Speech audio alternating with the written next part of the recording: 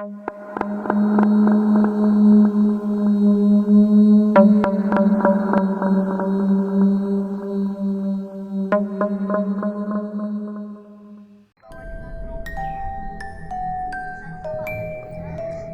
teman-teman, balik lagi di channel aku, Aira Devi Official.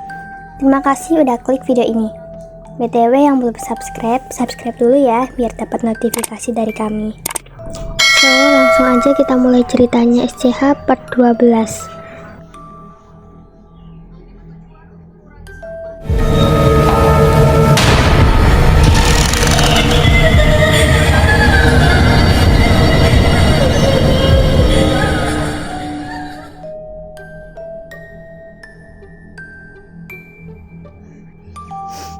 Boneka berhantu di Amerika yang kita kenal selama ini ada Yangs dan Chucky.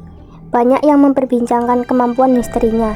Lalu dibandingkan dengan boneka berhantu lainnya seperti Robert, Annabelle, Chucky, Trinitas Suci yang kerasukan.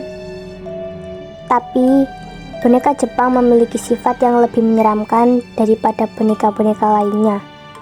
Okiku, sebutan si boneka berhantu.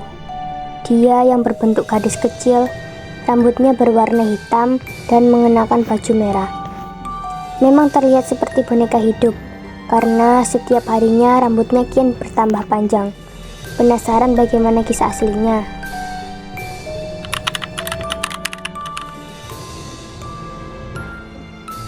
Pada saat Jepang masih terjebak dalam sistem feodalisme, di saat dunia sekitarnya telah menyambut kemajuan teknologi dan sains, Jepang masih memegang erat kepercayaannya dan mitologi serta dongengnya.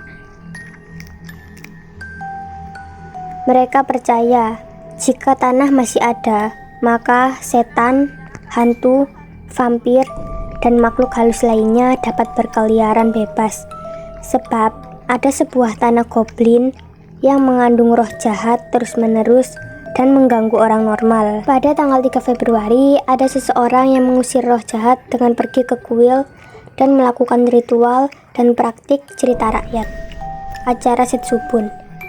Seperti cerita monster danau yang melahap anak-anak, hutan seperti Aokigahara, barat laut Gunung Fuji, membuat orang gila dan memaksa mereka untuk bunuh diri.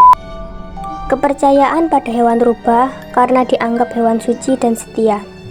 Budaya Jepang zaman dulu menyimpan banyak kisah, legenda, dan hantu gaib, seperti boneka yang digunakan sebagai alat sihir yang kuat. Maka, jangan main-main dengan boneka. Singkat cerita, pada tahun 1918, boneka itu dibeli di Sapporo oleh Eikichi Suzuki yang berusia 17 tahun untuk saudara perempuannya yang berusia 2 tahun, Okiku. Dia sedang berkeliling wilayah untuk pameran maritim dan boneka itu langsung menarik perhatiannya. Di sana, dia melihat boneka kecil yang sedang duduk di jendela toko dan merasa sangat tertarik. Suzuki tidak berpikir dua kali. Dia masuk dan langsung membelikan patung untuk adiknya, menggunakan sisa uangnya untuk itu. Dengan tinggi sekitar 40 cm dan mengenakan kimono tradisional, boneka itu sangat indah. Rambutnya hitam pekat dan dipotong kira-kira sebahu, dengan gaya rambut tradisional okapa atau mirip dengan potongan bob. Matanya yang menusuk bara seolah-olah dia menelan segala sesuatu dalam tatapan mereka, terlihat mempesona. Suzuki kembali ke rumah dan memberikan boneka itu kepada adik perempuannya.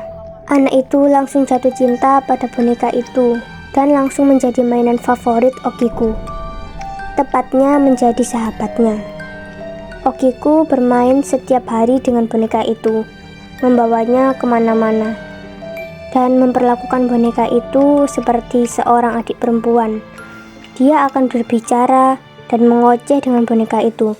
Dia merawat boneka itu layaknya seorang manusia, melakukan aktivitas bersama-sama seperti makan, tidur, dan kegiatan lainnya, hingga dia memutuskan untuk memberi nama Okiku, sama seperti duplikat dirinya sendiri. Sebab boneka itu tidak pernah lepas dari pandangan Okiku.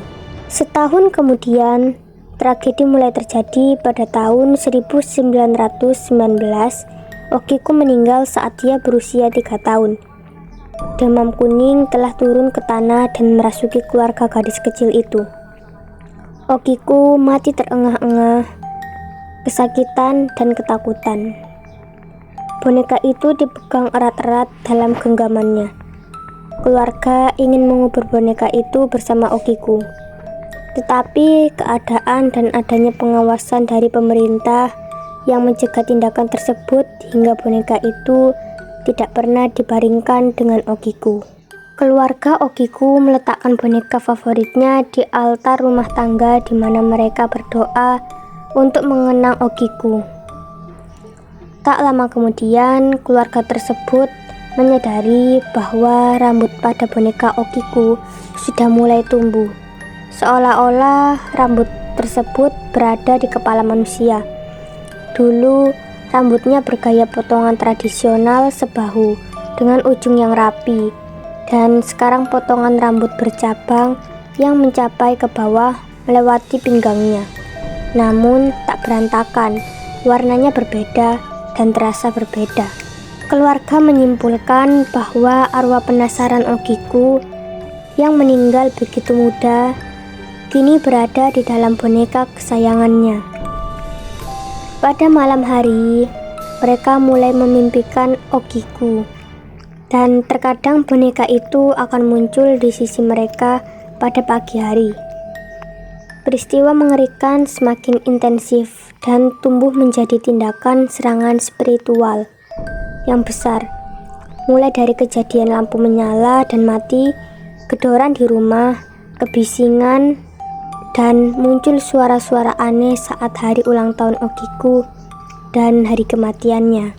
Seiring waktu, mereka dan dukun di kota itu yakin bahwa jiwa putri mereka sebenarnya terperangkap di dalam boneka itu. Pada tahun 1938, mereka pindah ke Iwamizawa di Hokkaido. Mereka sekarang sudah terbiasa dengan kehadiran Okiku dan bahkan semakin menyukai hal itu karena bahagia mereka itu adalah kesempatan ajaib yang unik untuk berinteraksi dengan orang mati. Mereka tidak membawa Okiku bersama mereka karena mereka percaya bahwa pemicu sihir tersebut sebab dekat dengan makam putri mereka dan memberikan boneka itu ke kuil Mennenji di mana dia tetap diabadikan sampai hari ini. Sejak saat itu, kuil mendengar banyak cerita tentang boneka yang menakjubkan. Boneka berhantu yang rambutnya tumbuh setiap tahun. Mereka terpesona karena boneka itu bisa melompat-lompat seperti anak sekolah. Para pendeta yang mendengarnya pun merasa gembira dan mulai mengurus Okiku. Para pendeta mengirimkan sampel potongan rambut agar bisa dianalisis secara ilmiah. Dan hasil pemeriksaannya membuktikan bahwa rambut itu adalah rambut anak manusia. Diduga rambutnya yang dipotong tumbuh hampir 10 inci sampai ke lututnya selama awal masa tinggalnya di kuil dan harus terus dipotong agar tidak tumbuh di luar kendali. Pendeta yang memotong rambutnya dikatakan menerima pesan dari Okiku dalam mimpinya yang memintanya untuk memotong rambutnya. Seiring berlalunya waktu, ketenaran boneka itu tumbuh dan kekuatannya semakin berkembang. Sekarang dia lebih berani hingga masuk ke dalam mimpi pendeta dan orang-orang yang datang mengunjunginya. Dia menjadi lebih kuat, rambutnya tumbuh lebih cepat dan lebih liar. Bahkan dia terlihat lebih menakutkan. Peristiwa terakhir yang membuat pengunjung marah adalah ketika mulut Okiku perlahan terbuka, dan jika ada yang berani mengintip ke dalam, akan terlihat sesuatu seperti gigi susu yang menyembul seperti rumput liar dari gusi porselen. Sejak saat itu, kuil tersebut menolak permintaan pembongkaran dari analisa dari boneka Okiku.